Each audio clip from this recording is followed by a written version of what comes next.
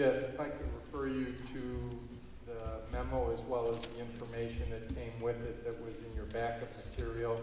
Two primary aspects of the Buildings and Grounds update for this month. First of all, each of you received a copy of the document that we received from the Regional Office of Education for the 4 schools based on the life safety walk conducted. All 4 schools received the same exact report from the ROE, namely that no violations were found at any of the schools. Again, all 4 are the same. So we are required, even though there are no violations found, as part of this process, we're still required to go online and acknowledge receipt of this report, which we will do. That online acknowledgement doesn't open for us until November 15th, so once that's open, we'll take care of it. The second item that we gave you was some background information from a company called School Dude. School Dude is a company that offers a building maintenance management software system that can be used to basically create an electronic work order system as well as inventory and asset management. A number of years ago, we did, actually now that I think about it, it was back in 2004, the district paid for a company to come through and do an asset inventory system, but that was never really updated once we opened West and North. So this would allow us to take care of it internally.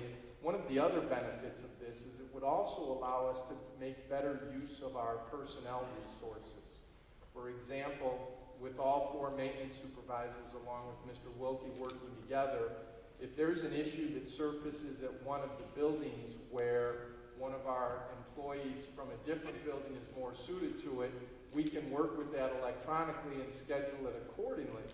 One of the other benefits to this program is that it also gives us a better analysis of our parts inventory for our different mechanical equipment, so we can get more to a just-in-time nature with that inventory. At this time, I think you're all aware of the fact that we currently, for our work order system, really are using carbon triplicate forms that are managed by the individual building supervisor. This would expedite the process and hopefully increase response time, as well as tracking of expenditures and repairs by facility. Of course, there is a cost to it. It's $9,000 per fiscal year. If we were willing to implement it now, they would prorate that for the balance of the fiscal year to $5,500. That $9,000 includes all software updates as well as software support. It's very similar from a cost perspective, just as a point of comparison to the Versatrans software that we use down at transportation for routing. That's an annual expense of about $8,700 per year, and again, it expedites that process for us. So we're just looking for some feedback from you, see what your thoughts are about this process, see if you would like us to move forward. We don't necessarily need an answer right now. We just wanted to give you this information to kind of review and look over, and then as you go through it, if you have any questions, you can feel free to contact us. We have talked with individuals from other districts that use it. New Lenox District 122 uses it. I had a chance to have a lengthy conversation with the former director of buildings and assistant superintendent and of operations for Arbor Park 145. They were actually one of the first school districts in the state of Illinois to use School Dude, and he was able to show me what they're able to accomplish, and their district, much like ours, has a very lean maintenance and ground staff, and he was very complimentary about the ability to maximize the utilization of the staff members. The only other thing I would add for Buildings and Grounds update, this is the time of year as we're about to shift seasons. One of the things we'll be doing in the next couple of days is getting up on the roofs of all of our facilities. We need to make sure that all of the roof drains are completely clear before we move into the winter months, so that we don't run into an issue with ice dams or water buildup up there. So Rich and his staff will be taking care of that. That concludes my report.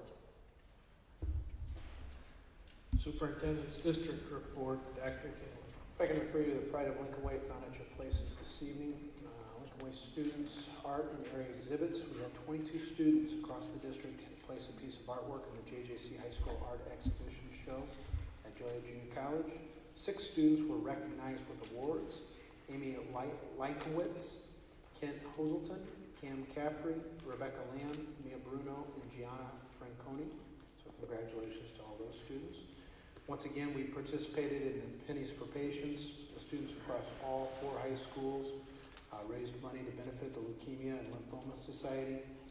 We've been participating in this event now for over 10 years. This year, we will contribute over $8,400.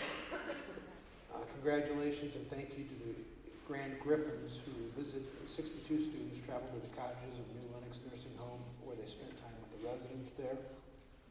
North Interact Club once again volunteered at the 5K, the Hot Chocolate 5K in downtown Chicago.